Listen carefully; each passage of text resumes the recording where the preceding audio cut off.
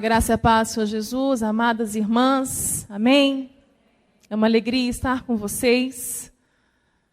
Eu não as conheço, mas há alguém que conhece cada uma profundamente. E que os corações e as mentes sejam prontas, abertas para ouvi-lo. E que eu seja um canal nas mãos dele. Amém?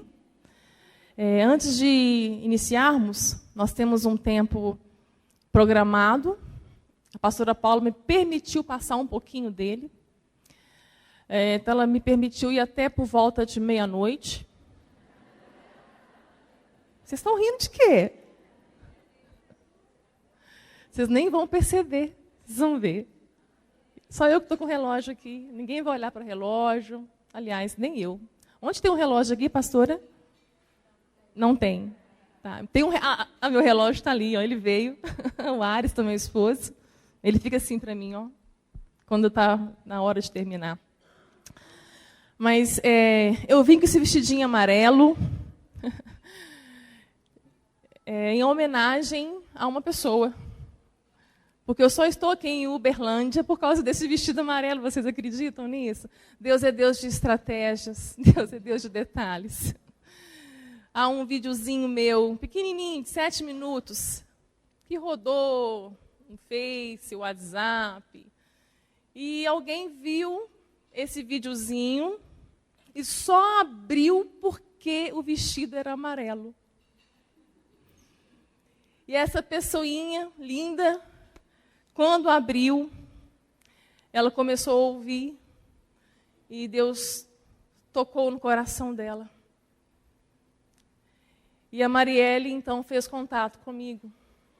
Ela foi o canal que Deus usou para que eu estivesse aqui em junho. Né, já estive aqui uma vez e retornando agora. Né, nós chegamos na quarta, nós somos de Ipatinga. Nem vou perguntar se conhece Ipatinga, porque eu conheço, né? Aqui tem gente que conhece Ipatinga. Tá. Estamos, né, em Minas e pertinho de Governador Valadares. Sou de lá, nasci lá. Chegamos na quarta, uma viagem longa, umas 11 horas de viagem. Eu e meu esposo. Né, nós fazemos essa obra, nós dois. Deus não chama um só. Deus chama o casal. Deus não faz isso. O ministério é do casal. E o Aras abriu mão de tudo. Só não abriu mão do trabalho dele. E nós temos sido sustentados pelo Senhor, porque Ele oferta os dias dele para estar comigo. Então, nós chegamos na quarta, estamos hospedados na casa da Martinha, do Efraim, pela segunda vez. Uma alegria estar lá com essa família. E levamos a palavra ontem no ACRAC, Associação do Câncer. Tivemos um momento ali muito maravilhoso, com muitos pacientes oncológicos. E, diferentemente de quando eu ministro nas igrejas, eu sou mais, mais carinhosa quando estou ministrando em segmentos assim. E lá nós tivemos esse momento muito sério, onde eu levei aqueles pacientes, aquelas pessoas, a tirarem os olhos daqui, dessa terra, e olhar para o céu. Olhar para aquilo que é eterno. Tirar os olhos da doença física, e colocarmos e darmos uma importância muito séria para essa doença da alma, que é esse câncer do pecado que nos afasta do Senhor e da eternidade. Levei a eles a entender a importância de vivermos um dia por vez.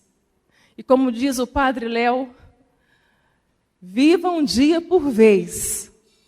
Um dia você acerta. E quando eu terminei de ministrar, fui passar o vídeo, que é um documento que nós temos, do Vale de Baca, meu esposo pediu a palavra. De vez em quando o Arson faz isso. E eu me sentei, ele pediu que eu me sentasse, eu sentei. E ele começou a dizer sobre a minha tia Elisete. Tia Elisete é irmã da minha mãe. E são 3 irmãs, tia Ordália, tia Elisete e a mamãe. São só as 3. A mamãe partiu, tem 6 anos, está na casa do Senhor. Voltou para casa. Ela teve um câncer. Eu encontrei com ela no Vale de Baca. Baca está em hebraico, são lágrimas, Vale de Lágrimas. E tive esse encontro com ela no Vale. No livro eu relato sobre isso. É uma história muito forte. Muito forte. E a tia Elisete, então, muito junto da gente, muito especial, venceu um câncer de mama há 10 anos. Um câncer agressivo de mama. E ela ficou curada. Estava muito bem, muito bem. E Arson falando da tia Elisete, o exemplo da tia Elisete para as nossas vidas, um anjo de Deus, uma mulher de oração. Ela vivia orando, era uma mulher consagrada para a oração, uma intercessora. E ele disse assim, a tia Elisete dormiu ontem e não acordou hoje aqui. Deus mandou que o Aras me desse aquela notícia ali, naquele momento. Porque nós falamos muito teoricamente, mas as coisas acontecem. Aqui nós vimos um teatro, mas é a realidade na vida de muita gente. A tia Elisete viveu cada dia como se fosse o último. Ali eu chorei muito. Todos choraram. Todos se quebrantaram. Havia naquela sala espíritas, católicos, evangélicos. Havia gente que não cria em nada, gente que já tinha perdido a fé. Estávamos todos pranteando o mesmo pranto. O vale de lágrimas é o vale do ser humano. No vale de Baca, não tem religião. Nessa hora não cabe placa de denominação. A religião, ela nos causa medo, culpa e traz ganância. Precisamos olhar para Jesus. Ele ser a nossa religião. E viver para Ele. Viver cada dia como se fosse o último. Eu tive que fazer uma escolha ontem. Eu queria muito estar com a minha família. Muito. Mas um dia o Senhor me chamou para servi-lo. Um dia o Senhor colocou diante de mim a cura ou o projeto. Eu escolhi o projeto. Eu quis muito a cura. Muito a cura. Mas eu escolhi o projeto. E quando a gente escolhe a vontade do Senhor, a gente morre. Isso é evangelho. É quando você morre para você mesmo. É quando você renuncia à sua vida aqui e toma a cruz. Então eu coloquei o luto na caixinha e vou abri-lo quando eu estiver voltando para casa. Amém? Então eu estou com muita alegria, eu estou aqui. Com muita alegria. Porque nós temos hoje mais uma oportunidade de conhecer Jesus mais de perto. De ouvirmos a palavra dele. Eu tenho um testemunho para dar. Mas eu tenho uma palavra de Deus para pregar também. Por isso o nosso tempo é tão precioso. E ele vai passar muito rápido. E a história que eu vou compartilhar com vocês, além da minha, que eu vou resumir bastante, e vocês vão ter acesso a ela através do livro No Vale de Baca. Esse livro está há 5 anos em circulação. Um livro, na verdade, um mistério revelado por Deus. Que quando aconteceu o câncer na minha vida, ele disse que queria que fizesse tudo notório. Isso foi em 2004. Isso foi lampejos de um projeto que Ele já havia estabelecido, o qual Ele já havia me chamado desde os 12 anos de idade. Ele fez arder no meu coração o chamado de missões e de salvar almas desde muito cedo. E aos 29 anos de idade, Ele me leva para o Vale de Baca. Já havia passado por este vale. Desde quando eu conheci Jesus. Na verdade, desde quando você conhece Jesus e Ele vai ao seu encontro e te salva, começa os seus vales. Porque você começa a ser conhecida também no inferno. O diabo também começa a saber quem você é. Então, nossos vales começam aí. E é um aprendizado muito grande passar pelo vale. Então, essa história está no livro, contada, com detalhes, com experiências muito fortes, e um ensino também da palavra de Deus. Quem respalda esse livro é a palavra. Testemunho não nos salva. Testemunho não transforma a vida de ninguém. Só a palavra faz isso. Através da palavra, o Espírito Santo transforma as nossas mentes. No nome de Jesus, fortalezas caem por terra na nossa mente. E nosso coração é convertido por Ele, através da palavra. Mas o testemunho, ele edifica a nossa fé. O seu testemunho, o meu testemunho, nos fortalece. Precisamos contá-los. E quando esse livro eu terminei de escrevê-lo, muitas vezes em lágrimas, nas madrugadas, quando terminei de escrevê-lo, o Espírito Santo disse: você vai colocar um texto na capa do livro. Pode abrir a palavra que eu vou falar com você. E quando eu abri a palavra, o Senhor me deu este texto. Era 2010. Não morrerei, mas viverei e contarei as obras do Senhor. Você está viva hoje. Você acordou hoje, porque ainda há um propósito na tua vida. Muitos não acordaram hoje, como a minha tia Elisete não acordou.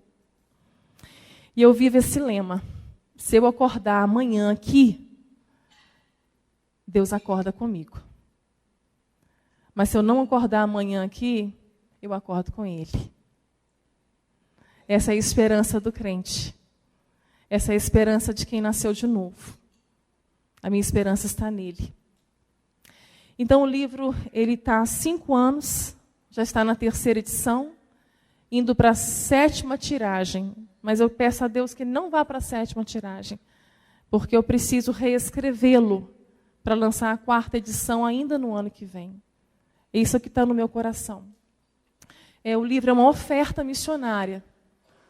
100% do livro, na verdade 100% do ministério no Vale de Baca não vem para nós. Esses recursos nunca vieram para nós.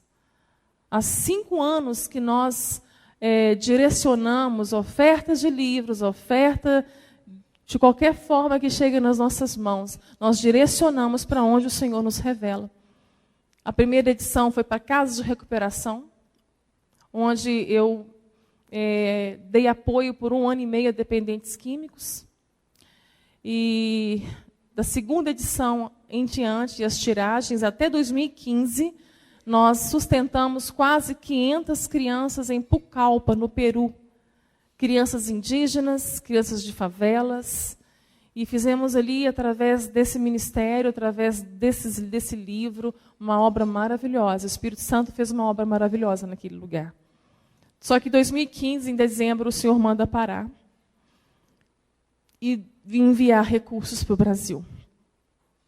Então, nós temos ajudado pessoas no anonimato. Pessoas que perderam seus empregos. Que estão passando por muita necessidade. Com as despensas vazias, despejo e precisando muito da ajuda. E nós não podemos fechar os olhos. Pessoas que muitas vezes estão nas suas igrejas, com contas vencidas, pais de família, E eu e Aras vivemos o desespero dessas pessoas, vivendo realmente pela fé. E Deus não tem decepcionado elas. Deus tem levantado pessoas generosas para estender a mão. Então, o Vale de Baca é um dos meios que o Senhor usa para abençoar essas pessoas. Então, você, tendo acesso ao livro, você vai estar sendo abençoado por aquilo que o Senhor revelou aqui, e você vai estar abençoando também pessoas que nós ajudamos. É uma oferta a partir de R$20. Amém? Por isso eu vou resumir o testemunho para vocês vão ter acesso à história toda. Aos 12 anos de idade, o que eu disse, o Senhor veio ao meu encontro.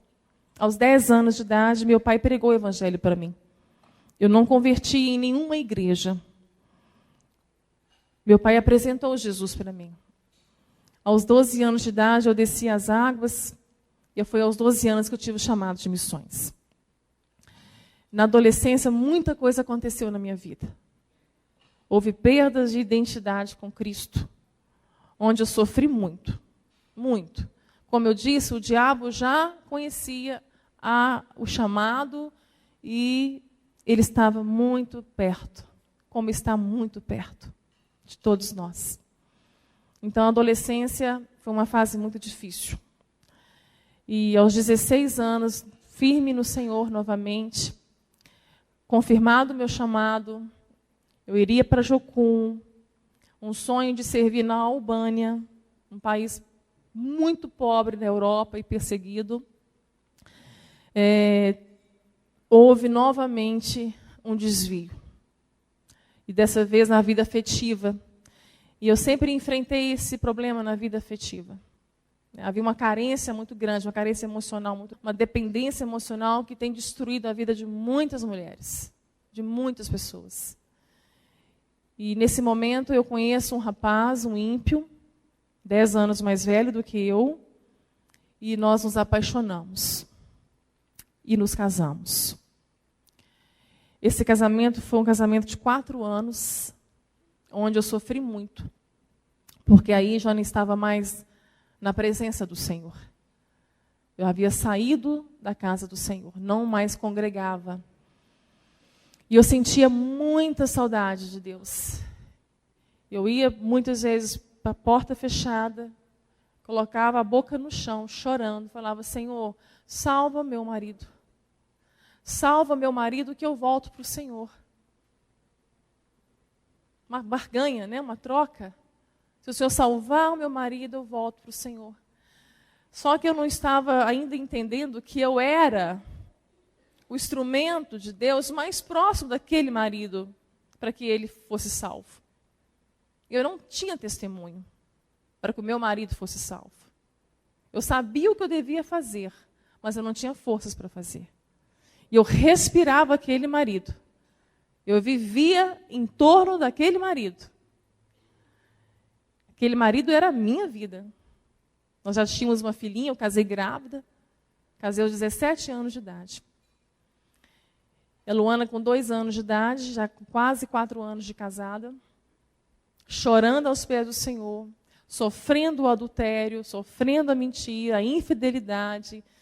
Mas como eu vou colocar um fardo nas mãos, das costas de um marido que não conhecia o Senhor? E uma noite o Senhor me visitou em sonho.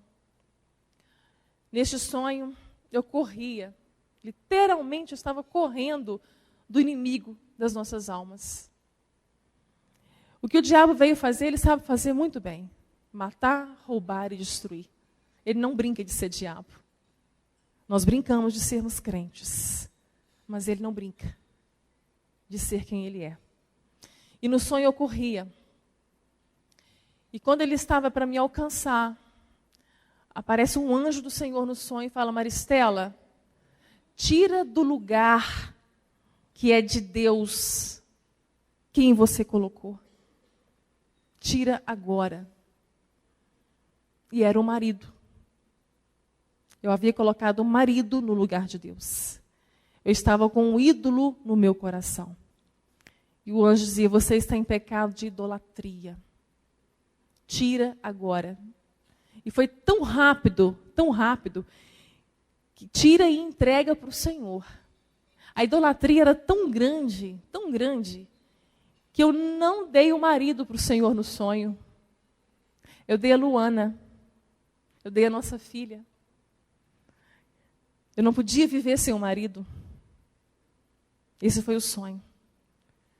Eu acordei desesperada. Eu falei: Senhor, tira ninguém da minha vida.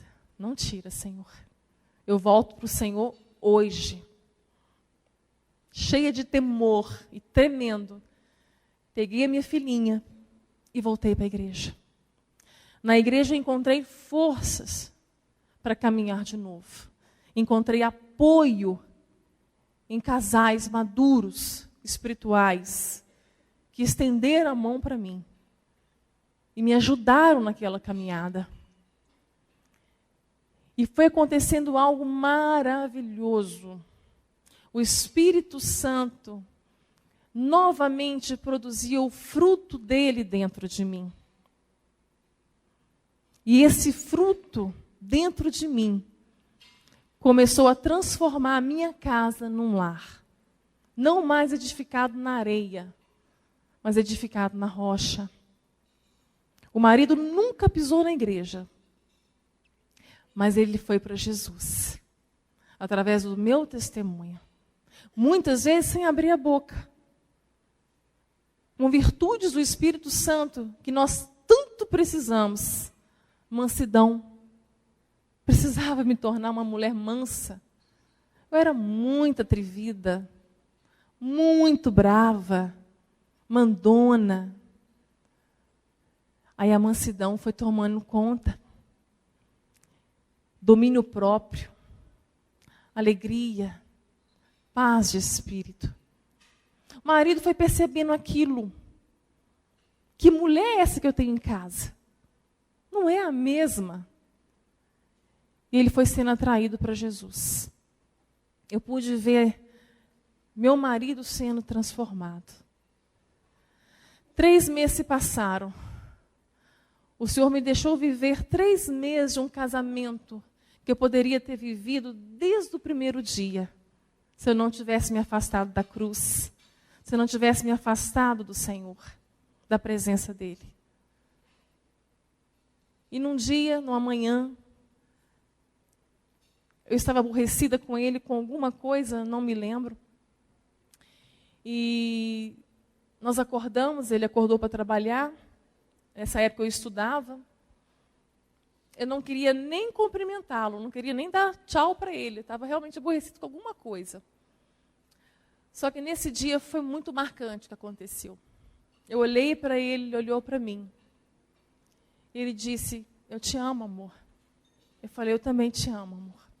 E deu um sorriso, eu dei um sorriso para ele.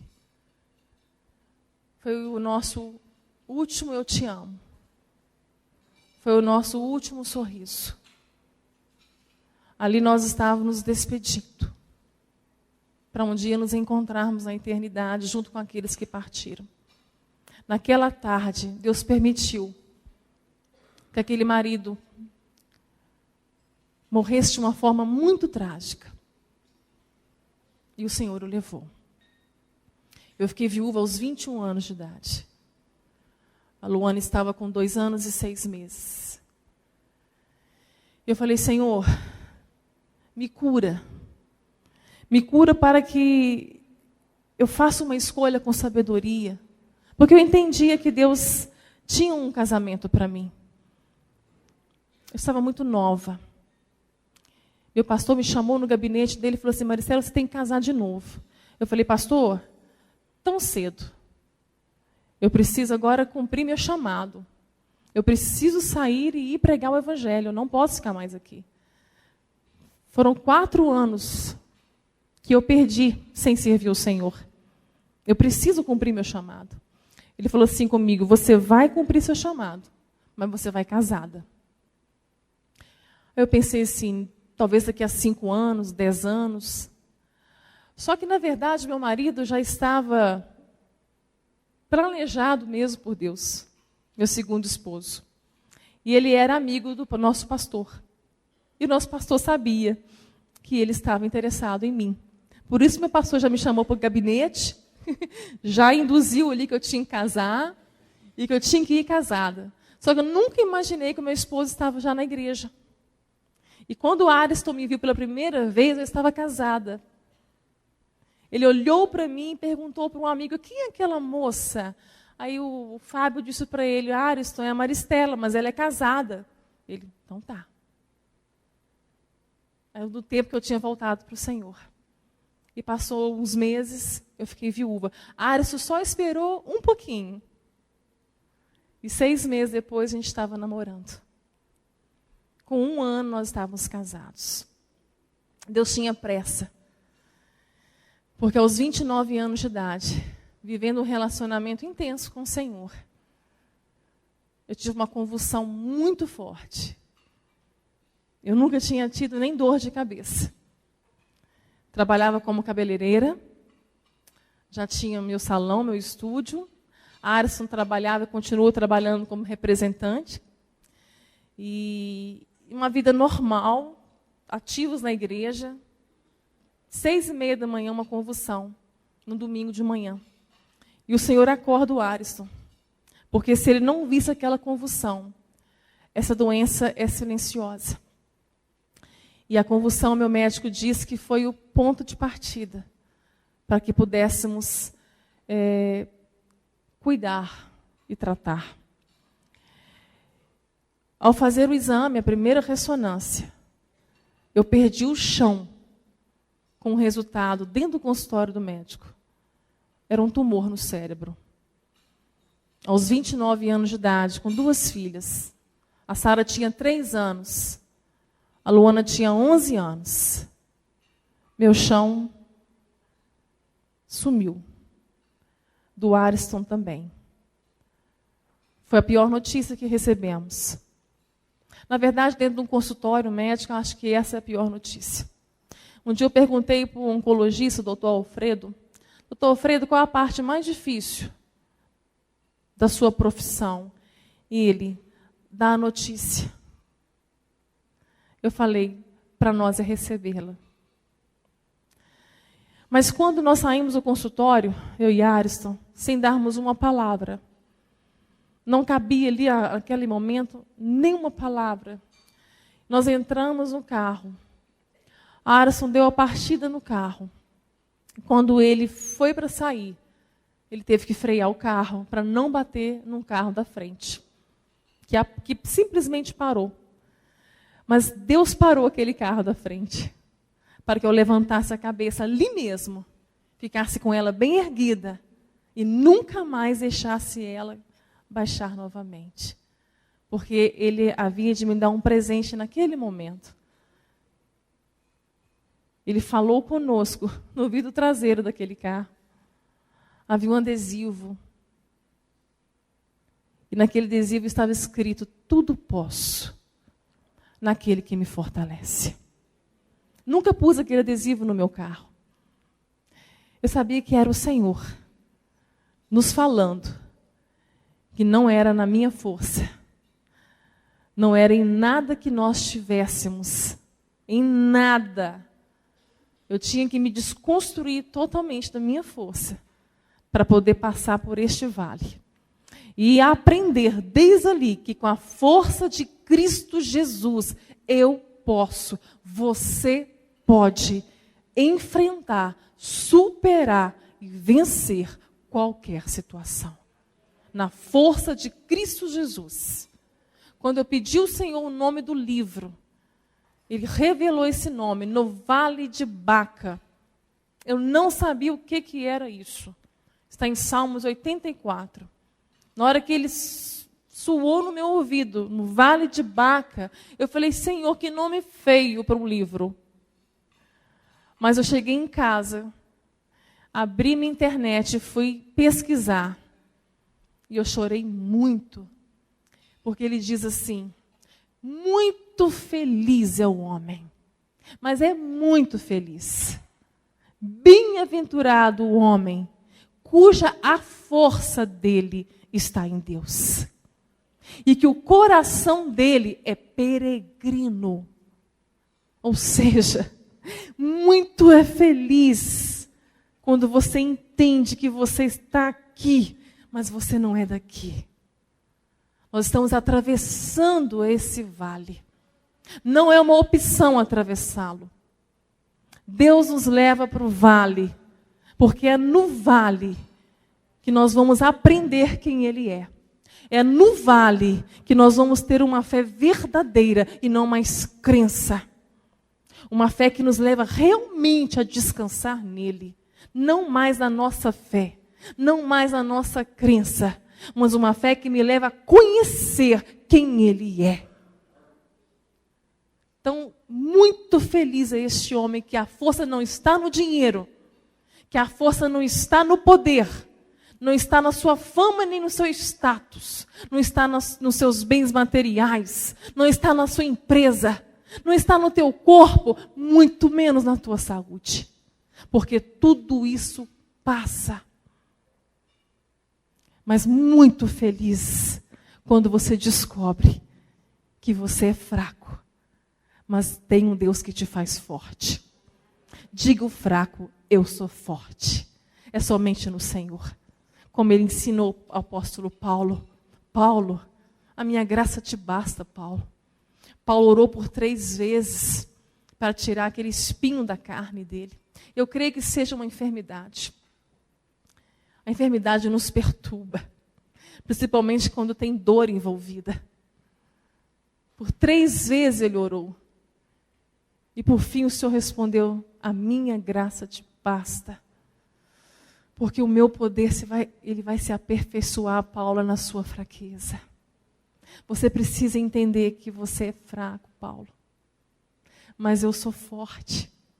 Eu sou poderoso. E eu vou te sustentar. Eu aprendi muito com o apóstolo Paulo. Até mesmo por causa desse espinho na carne. Desde que abriu minha cabeça pela primeira vez, eu tenho lutado com uma dor incessante, constantemente, 24 horas. Dor que foi piorando a cada momento dessa doença, a cada trajetória desse câncer. Por vezes eu falei, Senhor, tira a minha dor. Por vezes eu chorei, por vezes eu clamei. Teve momentos de crises, de dor. Eu e meu esposo passamos isso muitas vezes. Não só a dor diária, mas em crise. De colocar a mão na minha cabeça e falar, Senhor, alivia a minha dor. E viver momentos sobrenaturais. De remédio não fazer efeito, mas uma oração eficaz. E no momento dela, Deus aliviar a dor. Já vivi momentos com Deus assim, maravilhosos. Saber que eu não estou sozinha. Mas hoje eu entendo. Hoje eu entendo que a dor vai ficar. A dor vai permanecer enquanto Ele quiser. Hoje eu entendo que ela é até necessária. Até necessária. Para que eu cumpra todo o propósito dEle. Não sei explicar o porquê. Talvez pelo mesmo motivo do apóstolo Paulo, para que eu nunca me exalte por aquilo que ele faz através da minha vida. Para que eu sempre lembre que quem faz é Ele. Que quem está pregando aqui, se eu subir aqui sozinha, sem a graça de Deus, vocês não suportariam ouvir nem 20 minutos. O que eu mais peço ao Senhor é isso, que não me deixe sem a graça dEle aqui em cima. E a dor me faz lembrar isso, sempre de quem eu sou e de quem Ele é. É um propósito dEle na minha vida. Eu tenho vivido dessa graça. Mas Ele fez um mimo. Ele me deu um mimo. A única hora que eu não sinto dor. E eu e meu médico descobrimos isso juntos. É a hora que eu estou pregando. Quando eu estou pregando, quando eu estou ministrando a palavra de Deus, eu não sinto nada. Agora há pouco estava conversando com a Gisele. Gisele, estou com muita náusea e muita dor. Mas na hora que eu subir ali, você vai ver, eu não vou sentir nada. Eu não estou sentindo nada. Só vontade de pregar para vocês. Sabe como nós descobrimos isso? Eu falei assim, Senhor, o Senhor não vai curar o câncer, então eu vou te ajudar a curar a dor. Procurei o melhor especialista. Eu esgotei a farmacologia dele. Esgotei. Eu frustrei ele 7 meses. Por fim, ele pegou meu livro, que estava na prateleira dele há muito tempo. Vou ter que ler esse livro, você vai ter que ler mesmo. Porque ele tentou explicar a minha dor, que era a ansiedade. Ele colocou um psiquiatra junto da sala comigo uma vez, me confrontou, dizendo que eu estava fechando os olhos para a doença e não estava encarando a doença de frente e que a dor precisava sair de alguma forma. Então saía. A ansiedade tinha que sair de alguma forma e saía por dor, pela dor. Aí, com 10 minutinhos que ele falou, falei também com ele. Depois que eu terminei de falar, o psiquiatra do lado falou assim, Maristela, essa força sua vem de Deus? Eu falei, vem, doutor Pedro. Ele olhou para o doutor Lucas, Maristela não é nem um pouco ansiosa, doutor Lucas. Você não entendeu isso até agora? Aí ele pegou o livro, vou ler esse livro. Doutor Lucas partiu há 1 mês. Um jovem médico, pai de 5 filhos. Queridos, nossa vida é muito breve. Doutor Lucas não tinha doença nenhuma. Não tinha câncer. Ele escorregou no banheiro e teve um traumatismo craniano. Tudo posso naquele que me fortalece. Bem-aventurado o homem cuja força está em ti, em cujo coração é peregrino, o qual, passando pelo vale de Baca, faz dele uma fonte. E eles vão indo de força em força. A chuva vem e enche os poços. E eles vão indo de força em força até chegar em Sião. Esse texto ele é revelador. Nós atravessamos o vale de lágrimas, o vale de tribulações, o vale de lutas, de perdas, mas nós precisamos atravessar com critério, abrindo poços. Deus tem chuva de bênçãos para dar à sua igreja, mas os poços têm que estar abertos. Deus não vai desperdiçar a bênção num poço fechado, num coração endurecido, numa vida que não busca relacionamento com Deus, numa vida que não se entrega todos os dias, mesmo que não está vendo, mas tem vivido pela fé, porque fé é isso. Fé é esperar por aquilo que não se vê e ter certeza e prova de que elas existem. Isso é fé. E a fé atraiu Deus àqueles peregrinos. A fé que fazia aqueles peregrinos, o peregrino que entrava pelo vale de Baca para chegar em Sião, ele não tinha como retroceder. Ele tinha que continuar. Mas eu vejo muito peregrino que parou, está estagnado no seu vale. Estagnou a vida, paralisou, perdeu a fé. Não encontra motivação em nada, não vai encontrar mesmo. Não vai encontrar mesmo, aqui não. Nós não temos aqui motivação em nada. Porque aonde você está colocando a tua esperança hoje, isso aí um dia vai te frustrar. Aonde colocamos as nossas expectativas, isso um dia vai te frustrar. Mas aqueles peregrinos estavam olhando para Deus. E eles tinham um foco para chegar e era Sião. E quando eles cavavam os poços, eles tinham que tomar água. Não tinha água, não tinha lençol freático. Mas eles conheciam o Deus a quem eles serviam. Eles sabiam que quando abrisse o poço, a chuva ia descer. E chuva descia. E enchia os poços. E eles iam um dia de cada vez, até chegar em Sião. Nós também estamos indo. Nós também precisamos ir. Nós precisamos ir de um dia de cada vez. Sião vai ser o plus. O céu é o plus. O motivo da travessia que é importante. Nós atravessamos os vales por um motivo só. Não para chegar em algum lugar, mas para chegar numa pessoa, que é Cristo Jesus.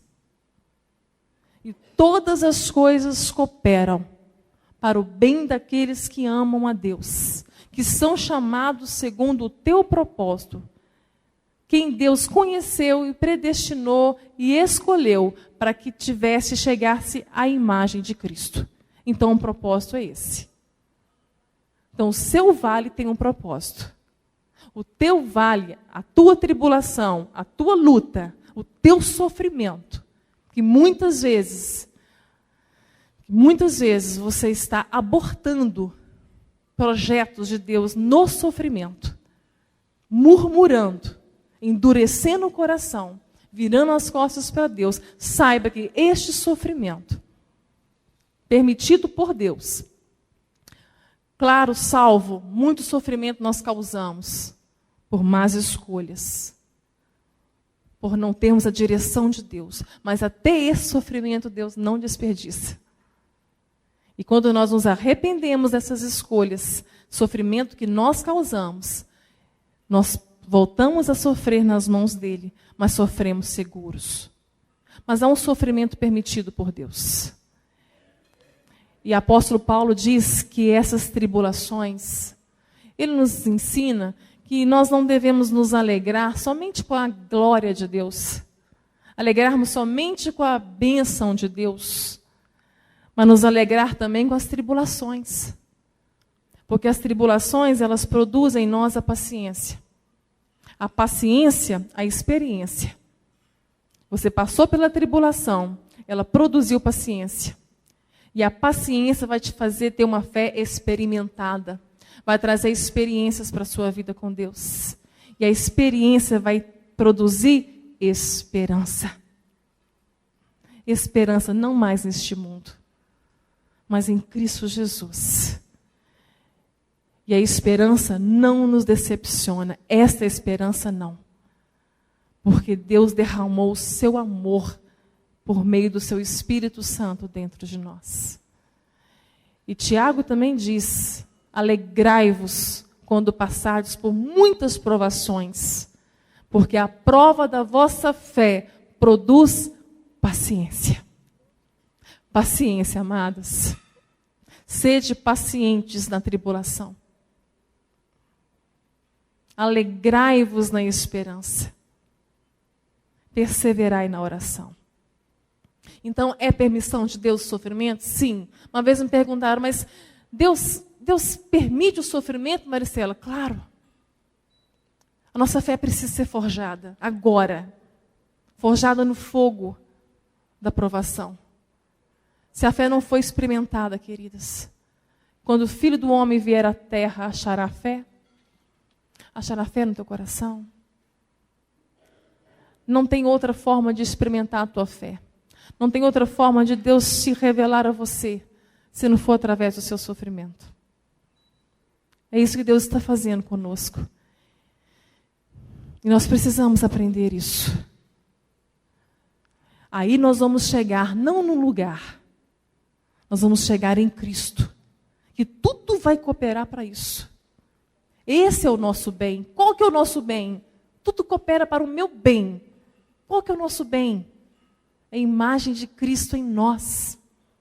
É isso que Deus está fazendo. O céu é o plus. O céu é a recompensa. A maior questão da tua vida é aonde você vai passar a eternidade. É para onde vai a tua alma, é para onde você vai. Essa é a questão mais importante da tua vida. É nessa travessia que nós temos a oportunidade de sermos reconciliados com Deus. A vida é uma oportunidade. A vida não é um fim em si mesmo. A vida é um meio para que nós voltemos para o Pai, através de Cristo Jesus, por meio do seu sangue, por meio do seu sacrifício. Esse é o sentido da vida. Resolveu essa questão, aonde você vai passar a eternidade. Entregou a tua vida para Jesus. Entregou o controle da tua vida para Cristo. Porque Evangelho é isso. Evangelho é submissão a Jesus. Evangelho é compreender que existe um reino. E este reino tem um rei.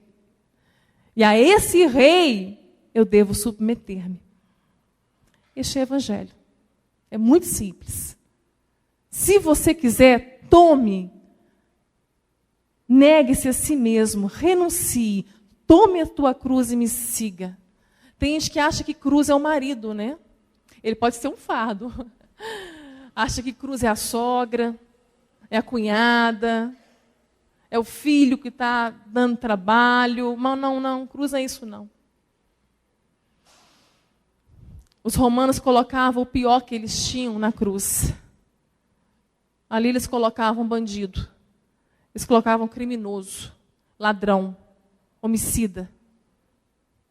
Só que Deus colocou na cruz o melhor que ele tinha no céu.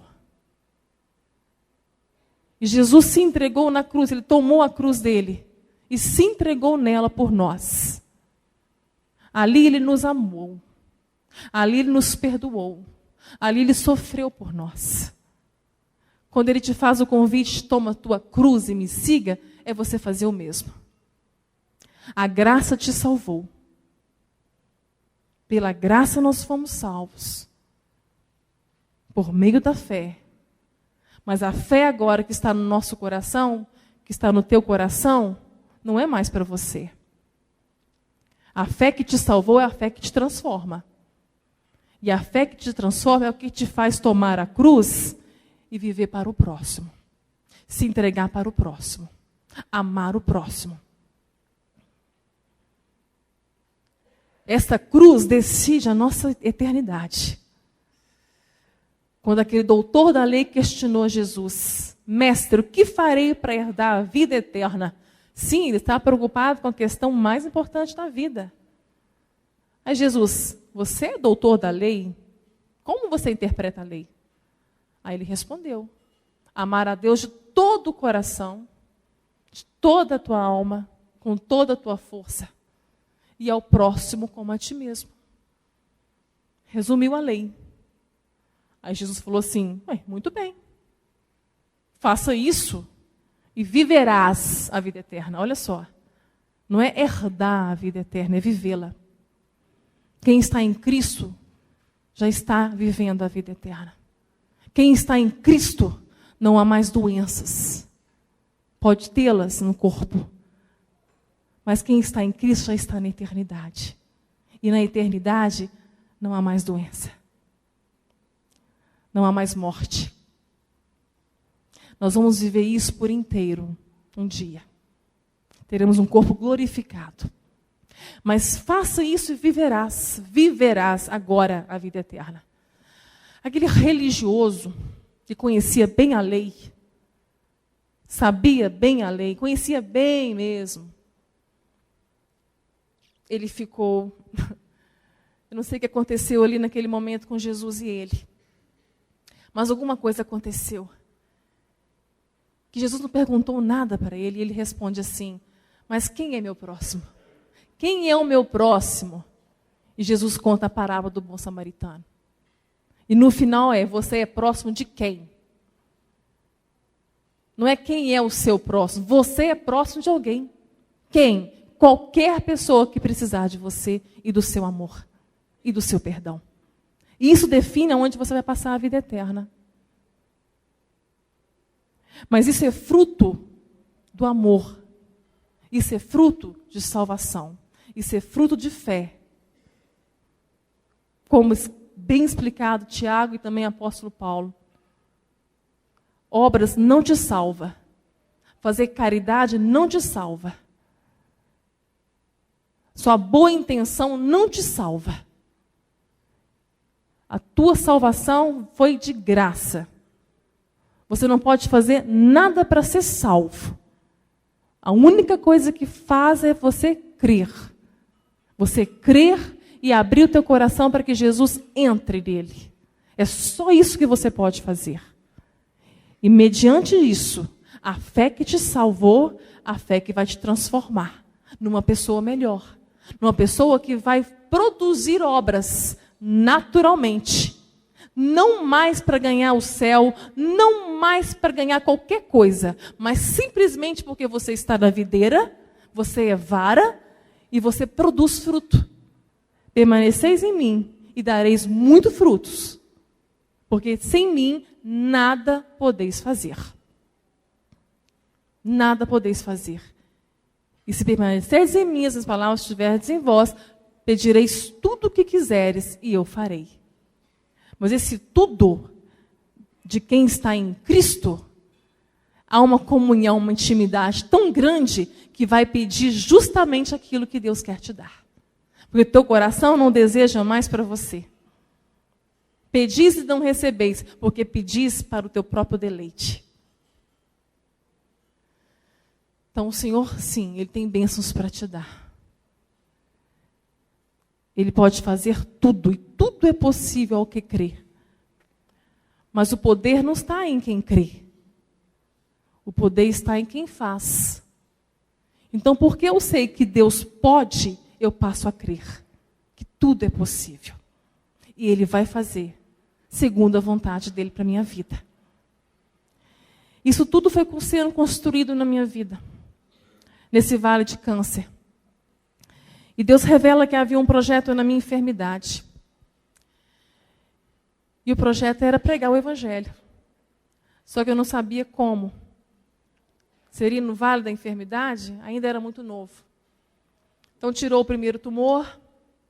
Nesse primeiro tumor, eu tive uma hemiplegia de grau 0, eu perdi força e movimento total do lado esquerdo. E uma perda irreversível. E ao sair do hospital, eu perguntei ao meu médico, ainda na UTI, se eu iria andar. Ele disse que eu não andaria mais. Que com muita fisioterapia, alguns movimentos eu teria de volta. E ao sair, ele disse que eu, confirmando, eu falei, mas doutor, Deus tem um projeto na minha vida. O senhor faz parte desse projeto. E eu vou andar.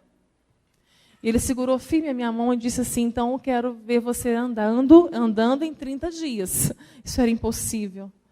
Eu voltaria para a revisão em 30 dias. Isso era impossível. Ele fez um desafio para Deus. Deus foi desafiado nessa hora. Não havia edema, era realmente uma perda neurológica. E aos 30 dias eu voltei, andando, perfeitamente. Deus me levantou da cadeira de rodas. Deus fez um milagre na minha vida. Ele poderia me usar perfeitamente na cadeira de rodas, se assim Ele quisesse. Mas a prova é Ele que Ele quis me colocar de pé. E isso foi para a medicina também. Isso foi notório. Em 2 meses o câncer voltou. Era de uma família de cânceres, de um câncer muito agressivo. Ele não poderia voltar. Se ele não voltasse em 5 anos, a sobrevida de 5, 7 anos, eu estaria curado. Só que ele voltou em 2 meses.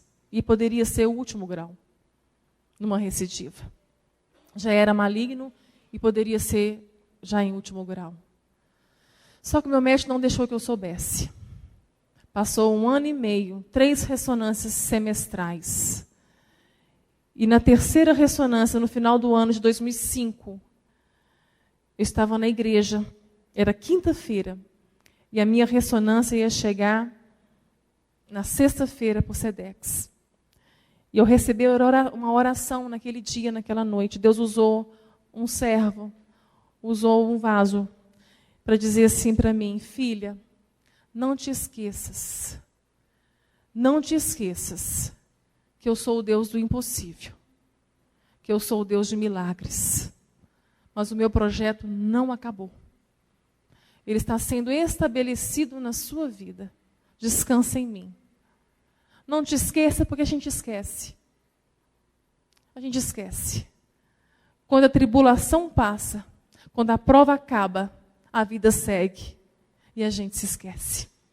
A minha vida seguiu. O milagre foi notório, tudo que aconteceu foi lindo e a vida seguiu. Ele estava me preparando para dizer que continuaria. Não tinha acabado.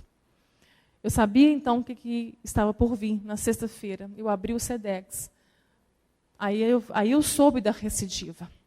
Aí já estava escrito, meu médico permitiu que eu soubesse. Ele quis me operar em 30 dias. Como eu já sabia a histologia desse câncer, já perguntei para ele se poderia ser o último grau. Ele pode ser o último grau. Mas não fique pensando nisso, Maristela. Nós precisamos operar rápido. Só que eu falei com ele assim, eu não vou operar. Eu não vou operar. O senhor me dá um novo pedido. E em 30 dias eu trago para o senhor uma nova ressonância. Ele e o Alisson ficaram aflitos naquele consultório. Eu não tinha esse tempo. Mas eles entenderam o que eu queria. Era legítimo o que eu ia fazer. Eu ia orar ao Senhor. E pedir ao Senhor, o Deus da cura, que me curasse. Eu não queria passar pela cirurgia de novo. Eu não queria enfrentar tudo aquilo de novo. Eu estava com muito medo. Medo de perder os movimentos, medo de morrer, medo de não ver minhas filhas crescerem. Eu estava com muito medo. Só que eu estava vivendo uma fé naquele momento, um contexto de fé muito perigoso. Muito perigosa. Eu fazia muita coisa na igreja. Eu estava à frente de muitas funções na igreja. Tinha uma vida muito ativa, na verdade, um ativismo muito grande na igreja. Vivia para tudo dentro da igreja. A igreja tomou até o lugar da minha família, que é mais importante que a igreja. Então Deus estava ali pronto já, estava pronta para ser desconstruída dessa fé. Uma fé de obras. Uma fé, uma teologia de crédito. Ou seja, se eu tenho obras, eu tenho crédito. Agora eu vou sacar os créditos. É como se eu houvesse depositado. É como se eu tivesse com uma poupança no céu farta. É como se eu fosse justa por causa daquilo que eu fazia. Eu estava, na verdade, muitos estão nessa teologia de crédito e mérito, de sacrifício e barganhas com Deus em troca daquilo que faz. Isso é costurar o véu. É anular a justificação que Deus nos deu na cruz. Porque nós não somos justos. Não há um justo sequer. Ele nos justificou na cruz. Jesus tirou o nosso pecado, Ele levou o nosso pecado, o peso da nossa condenação. Ele tomou o cálice da ira, Ele bebeu tudo. E tirou a justiça dele e colocou sobre nós. Isso é justificação. Não foi você que fez isso. Você não merece isso. Nós não merecemos isso. Ele fez. Ele fez por amor.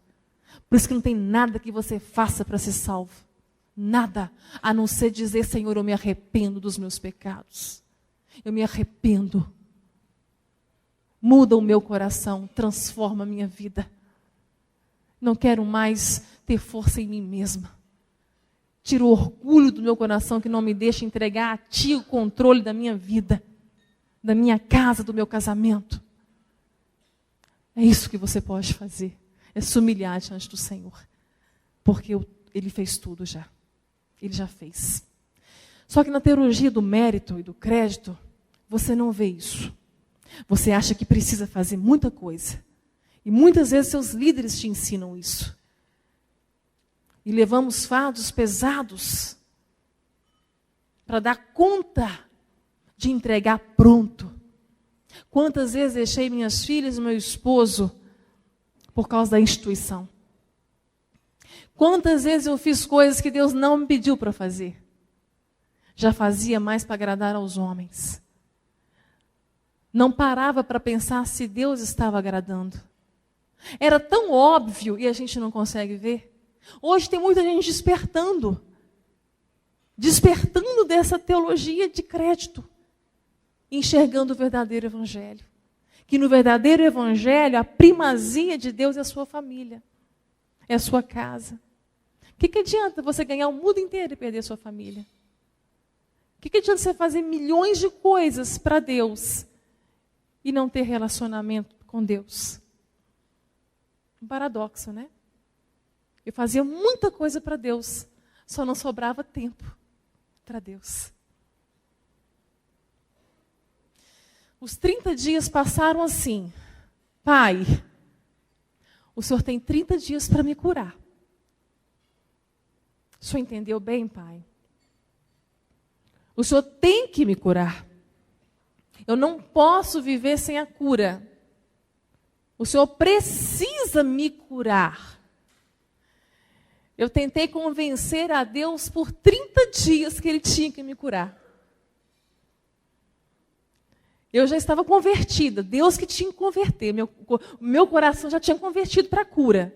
Eu precisava converter o coração de Deus e convencê-lo que Ele tinha que me curar. Eu só não fiz um tanto de campanha, porque na minha igreja não tinha, graças a Deus. Então eu tinha feito campanha do sal grosso, da bufada dos sonhos, do azeite, da água do Jordão. Como eu ouço tanta coisa. Os 30 dias passaram. Eu muito aliviada, porque eu havia feito muita coisa para convencer a Deus.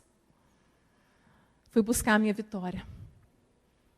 Quando eu chego lá, o médico da ressonância, Maricela, você esteve aqui há 30 dias, o que você está fazendo aqui hoje? Não, doutor, agora eu vim fazer uma nova ressonância, o senhor vai ver. Ele veio, depois da ressonância, triste, para me entregar o resultado. Ele estava com dó de mim. Quando eu abri, Deus não curou. Deus disse não. Não. A oração que eu deveria fazer, a oração de quem entendeu quem Deus é, seria a mesma que o filho fez. Senhor, passa de mim este cálice. Passa de mim este cálice. Passa de mim este cálice. Por 3 vezes ele orou. Mas seja feita a tua vontade. Que não seja como eu quero, Senhor. Isso é fé, queridas. Isso é fé. O que eu tinha era fé na minha fé. Eu fui descobrir que eu tinha uma crença muito forte. Eu acreditava que Deus ia fazer. Isso não é fé. É fé quando eu posso descansar em Deus. Fé quando eu posso dizer, ainda que eu andasse pelo vale da sombra da morte, eu não temerei mal algum, porque Tu estás comigo. A crença faz uma oração diferente. Ainda que eu ande pelo vale da sombra da morte, eu não temerei mal algum, porque Tu vai me tirar de lá. Isso é crença. Deus estava me curando de um câncer. Não do cérebro, mas um câncer de fé. Um câncer de pecado. Por não conhecê-lo. O Deus que me chamou, me gerou, me escolheu, me separou, mas eu não conhecia. O câncer estava me curando. Curando dos meus cânceres de alma. Passei pela cirurgia. Perdi toda a coordenação motora. Toda a coordenação. Tinha os movimentos, mas não sabia usá-los. Voltei, aprendi, e hoje os meus olhos, que dão, como se fossem meus olhos, que comandam o cérebro, para que ele mande o comando daquilo que eu preciso fazer.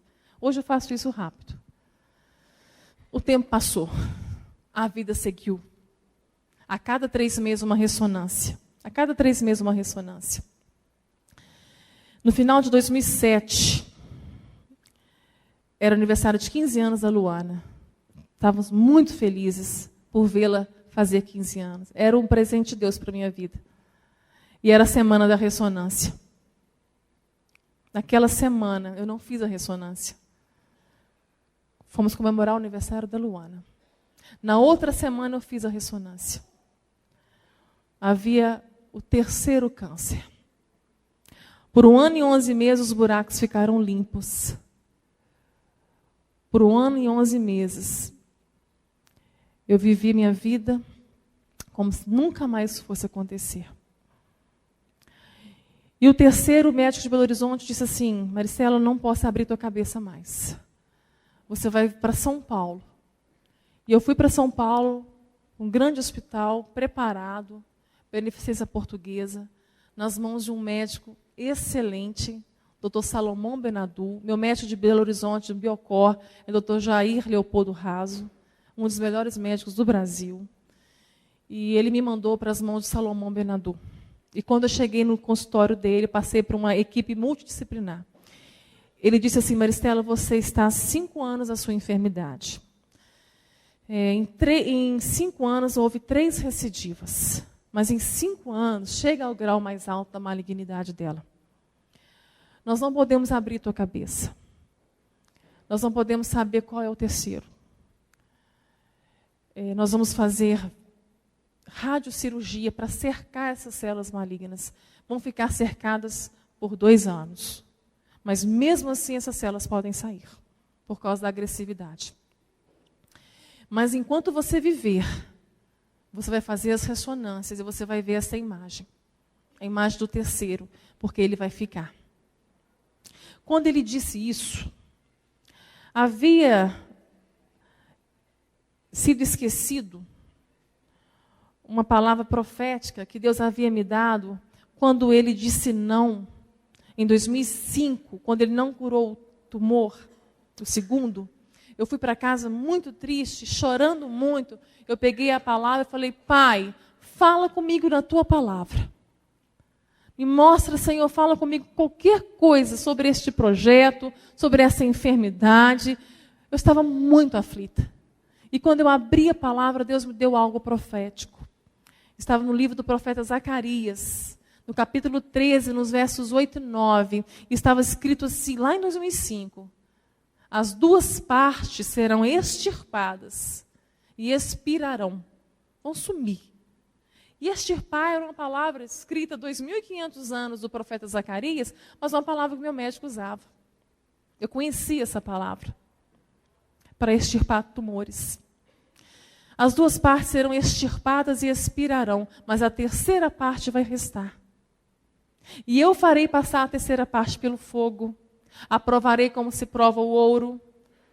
A purificarei como se purifica a prata. Você invocará o meu nome e eu direi: eu sou o teu Deus. O Espírito Santo pôs um véu ali. Ele conhece a nossa estrutura. Nós servimos um Deus do antes. Deus se revela em toda a palavra dele como o Deus do antes. Ele quer que nós saibamos que ele é onisciente, que ele é onipotente, que ele é onipresente. Quando ele chama o profeta Jeremias, ele diz: antes que tu formasses, eu te conheci. Antes que tu fosse formada no ventre da tua mãe, eu te conheci.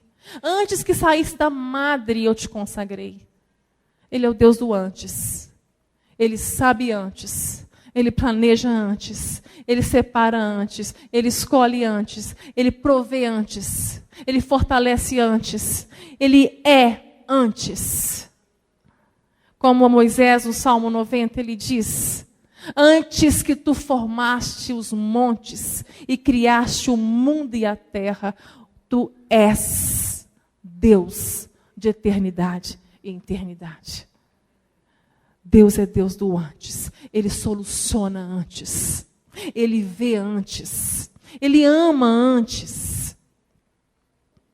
Nada pode surpreender um Deus assim, amadas. Nada. Nós somos surpreendidos todos os dias por tragédias, por perdas, por notícias que nos entristecem. Nós somos surpreendidos a cada minuto que ligamos a televisão. Ouvimos notícias que muitas vezes tiram o nosso chão. Recebemos áudios diariamente de WhatsApp, de coisas proféticas. Somos surpreendidos todos os dias. Mas Deus não é surpreendido, porque o Deus que nós servimos é o Deus do antes. E o Deus do antes havia revelado tudo antes. Enquanto eu lutava com o segundo tumor, ele já mostrava que haveria o terceiro, porque o Deus do antes estabeleceu assim. Porque o Deus do antes quis assim. E quando fala do fogo, da prova, do ouro, da prata, ele está se referindo à nossa fé. O quão é essencial, o quanto é crucial que a sua fé seja provada no fogo. Como o apóstolo Pedro disse, que o fogo queima o ouro, e quanto mais o ouro é queimado, ele tem valor. Assim a nossa fé, que traz glória e honra a Cristo Jesus, quando ela é experimentada no fogo. Deixa Deus forjar a tua fé. Glorifica a Deus por isso. Glorifica a Deus por tudo que Ele permite na tua vida. E busque a Deus os propósitos para isso. Porque isso está cooperando para que você tem as marcas de Cristo na tua vida. O padrão é Jesus. Deus não vai baixar o padrão, não. Deus não abaixou o padrão para os profetas. Deus não abaixou o padrão para os apóstolos. Deus não abaixou o padrão para o próprio Filho.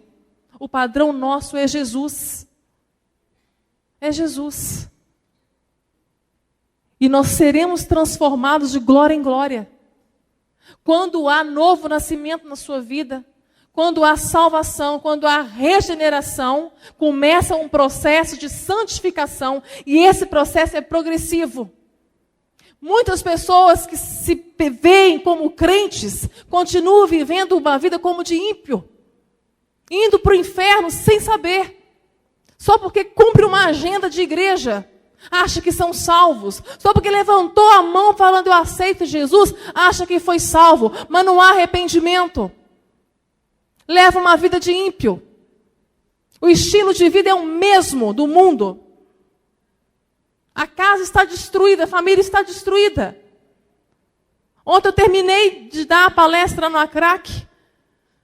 Uma das pessoas que conversou comigo, uma mulher, dizendo, Maristela, eu queria entender mais sobre isso, que você fala que não serve a religião nenhuma, nem placa denominacional nenhuma, eu nem falo de que igreja eu sou.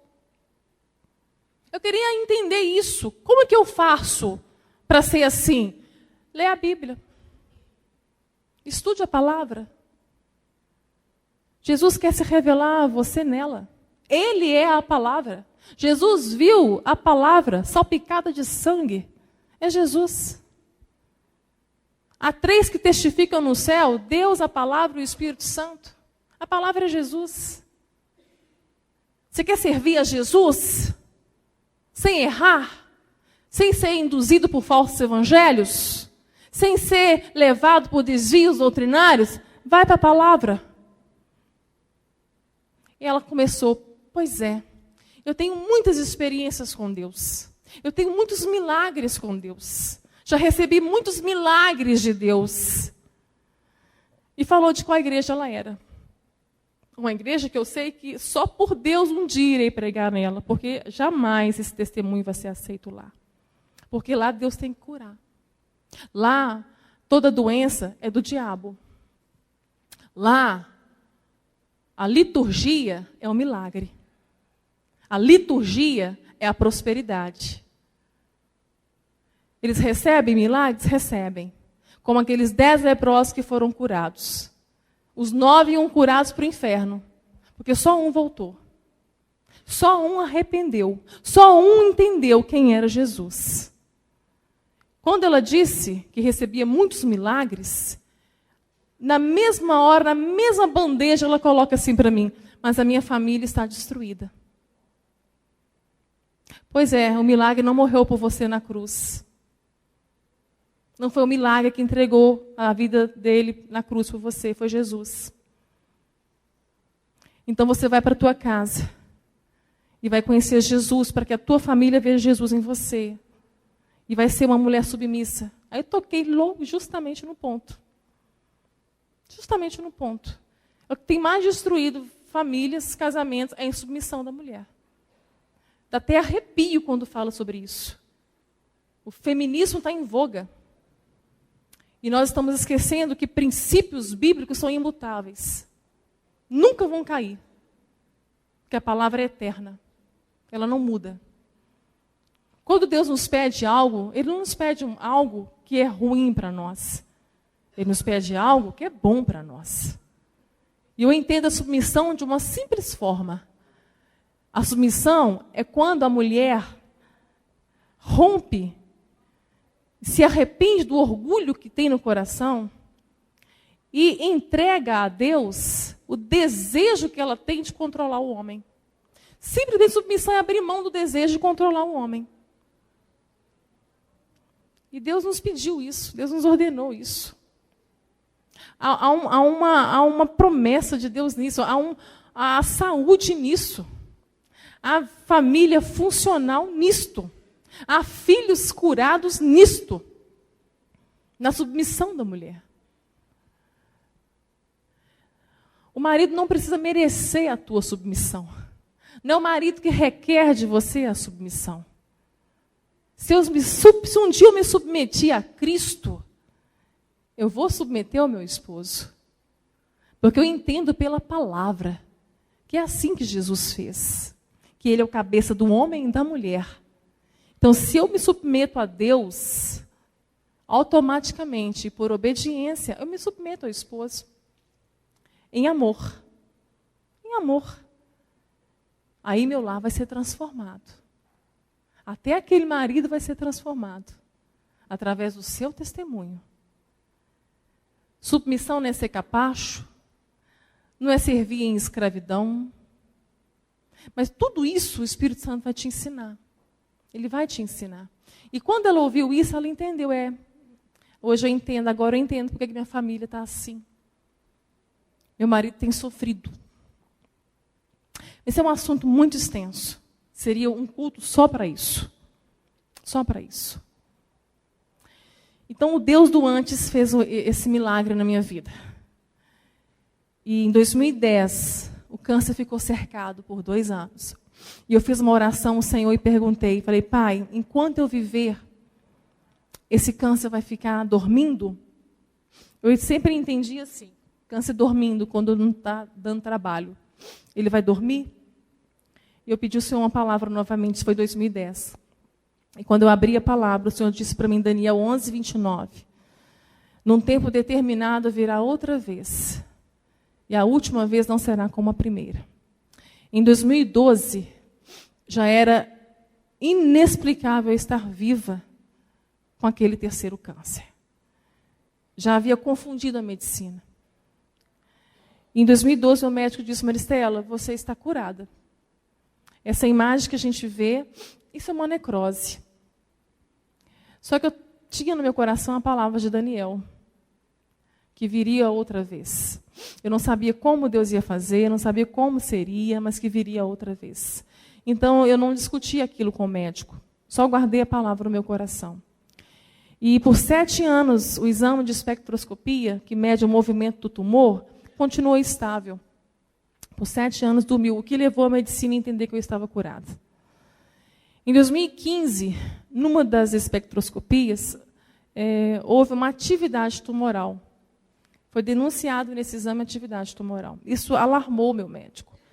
Era algo inexplicável, não poderia estar acontecendo comigo isso e eu estando viva. Hoje, na verdade, para a medicina, a cura não seria um milagre. O milagre para a medicina é eu estar viva. Isso para eles é um milagre. Para o meu médico é um caso muito bem sucedido. Fiz outro exame, depois de 4 meses, não podíamos fazer nada com aquela atividade tumoral. Não havia o que fazer. E 4 meses se passaram. E fiz novamente a ressonância. E o espectro, novamente, sem atividade tumoral. É o Deus do antes. Ele faz tudo antes. Ele controla, ele faz como ele quer. E uma frase, depois que eu preguei na igreja lá do pastor Lúcio, ele disse uma frase que me marcou muito. Eu sempre repito ela. Ele disse assim, Maristela, o câncer está no teu cérebro, mas o teu cérebro não está no câncer mais. Isso é viver a eternidade. Jesus realmente levou sobre ele todas as nossas dores, todas as nossas enfermidades. Levou também os nossos pecados. Mas ainda enfermamos, ainda sentimos dores e ainda somos pecadores. Ele consumou na cruz aquilo que será para sempre. Está consumado. Um dia não sentiremos mais dor. Um dia não enfermaremos mais. Um dia não haverá mais morte e nem lágrima. Um dia não pecaremos mais. Esse dia está pronto. Está na eternidade. Que você possa viver essa eternidade hoje. Eu preguei durante o testemunho. Normalmente, o Alisson sabe disso. Eu resumo como eu disse que iria resumir. E passaria o vídeo e iria pregar a palavra. Mas Deus me levou a pregar a palavra no testemunho. Por um propósito dele. Eu creio que aquilo que ele quis fazer, ele já fez. nos seus corações.